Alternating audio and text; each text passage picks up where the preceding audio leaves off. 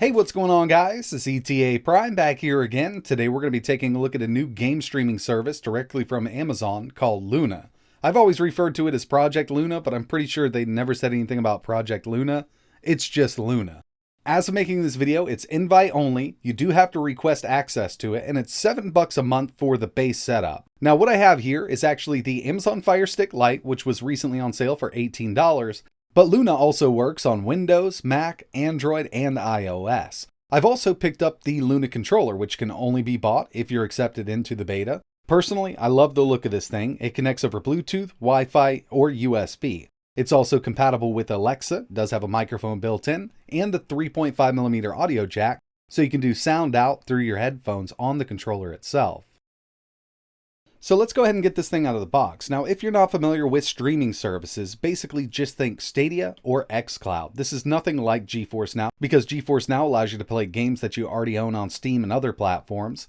This basically has preloaded games up on their server, and you can stream them to basically any device. So straight off the bat, I like the way it feels. It's got a lot of heft to it. Takes two AA batteries, and I believe they include them in the box. Analog sticks are great. I love the coloring here. I'm a big fan of purple. Buttons feel awesome. There's not a lot of travel on the triggers, but I can definitely get used to it. It definitely looks like their older Amazon controller, and unfortunately that wasn't even Bluetooth, but this one does connect over Bluetooth, USB, and Wi-Fi, so you can connect this to pretty much any device. And it definitely has kind of a Switch Pro controller feel to it. And just as I thought, this little home button here has that circle LED around it. I think it looks great and definitely feels premium. So you don't actually need this specific Luna controller to get everything up and running. If you did want to pick one up, it's $49.99, but as for the service itself, it's not included with Prime, which I think they should have done this, or hopefully they do in the future, but right now it's $5.99 for Luna Plus. Unlimited hours of play, you can stream on 2 devices, up to 1080p, 60 FPS, and 4K is coming soon. But right now, since it's in beta, there's only 51 games to choose from. But Amazon has promised over 100 games with the official launch, so we will be seeing more games come to Luna. But it's also compatible with Ubisoft Plus, and this is $14.99 a month, but you can stream games on Luna from Ubisoft Plus. I'm not sure if the whole Ubisoft library is there, but they do have Watch Dogs Legion, they have Valhalla, the new Phoenix Rising game, and a few older Ubisoft games are available on Luna, but you have to pay that extra $14.99 a month, and in my opinion, I don't think it's worth it right now. Alright, so here we are. I'm using the lowest end Fire Stick here. This is the Fire Stick Lite, the 2020 version. I've connected the controller over Bluetooth, really easy to do from the settings, and there's a specific Luna app that you can download from the Amazon store. So I'm just going to go ahead and start this up, and it's going to bring us right into the library.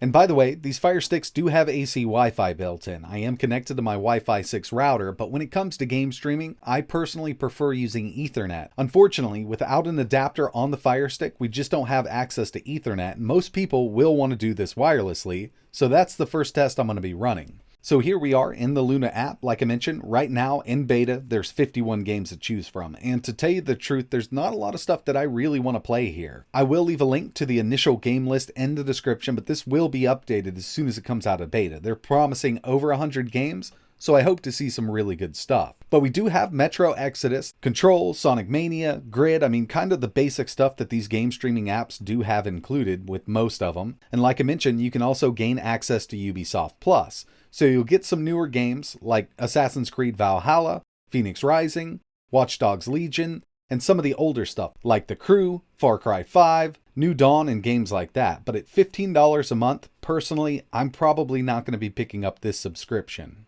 Okay, so like I mentioned, I connected the Luna controller to my Fire Stick over Bluetooth, and that's really just to navigate the whole interface itself. In order to get the best performance out of Luna, you will need to connect this to Wi-Fi. And to do that, you'll need a separate app, the Luna controller app on an Android device. What this allows you to do is set up the controller to connect to Wi-Fi. It's called Cloud Direct. And when it's set up this way, you have minimal input latency. In fact, I've tested a lot of these game streaming services. This is one of the best experiences that I've had so far with input latency, but it needs to be connected in Cloud Direct mode. So here we are back at the Amazon Fire Stick. As soon as I turn this on, you'll see it's going to connect in Bluetooth mode because I want to be able to control the whole operating system here. Just give it a second, it should pop up. There we go. So we have the Luna controller connected over Bluetooth. But as soon as I start up the Luna app itself, it knows that I've started the Luna app and it's going to switch to Cloud Direct mode. So this controller is now actually connected over my Wi-Fi network to the server I'm going to be using with these games running Luna. And I did test this strictly over Bluetooth connected to the Amazon Fire Stick, but the input latency was really bad. And I was actually getting really frustrated with this until I started doing a little bit of research and noticed that I could connect to Cloud Direct mode. And when it's connected to Cloud Direct mode, it feels like this game is running natively on the unit I have here. And like I said, I've tested a lot of these game streaming services or these cloud streaming services, and this is definitely some of the lowest latency that I've experienced. With Stadia, GeForce Now, Vortex, and I believe there was another one called Shadow. But this Cloud Direct mode here is absolutely amazing. Unfortunately, in order to get this kind of performance out of Luna, you do have to purchase one of these controllers for $50. But the controller can also connect over Bluetooth to Windows PCs, Android, even your Raspberry Pi, so if you do want to play other games with this besides Luna, you can. And before I went into this, a lot of people were complaining about the input latency, and I'm wondering if they were only connected over Bluetooth or they use Cloud Direct, because with this setup here, it works great. Now as for video and audio, I do notice a couple hiccups here and there, but overall, this is still in beta and it's only going to get better over time. The biggest letdown for Luna right now, in my opinion, is the game selection. There's really not a lot of great games here that I personally want to play, unless I want to pay $15 a month for that Ubisoft subscription.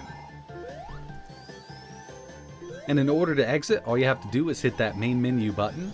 It'll bring up a little menu on the left-hand side, and we can exit the game. It'll bring us right back into the game selection menu, and we can start playing something else. I'm actually going to go with a racing game. We'll try out Grid here, because this is a kind of game that really does require precise inputs.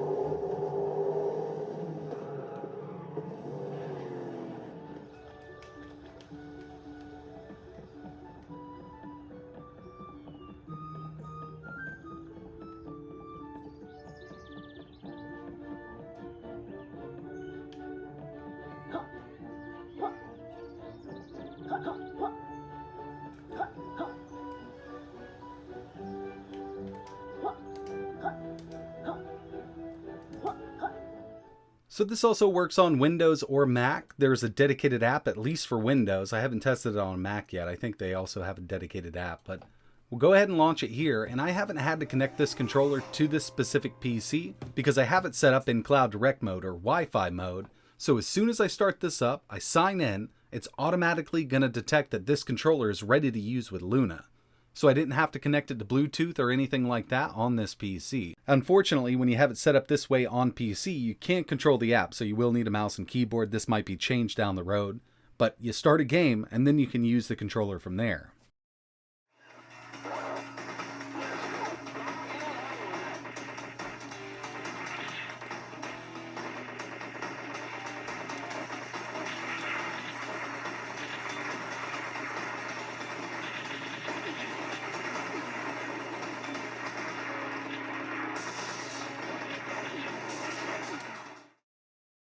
So far, I'm pretty impressed with the performance of Luna. As it sits right now, we only got 1080p 60. That's totally fine for an Amazon Fire TV like this. I still think it looks great. Every once in a while, I do notice a hiccup here and there, especially with the sound.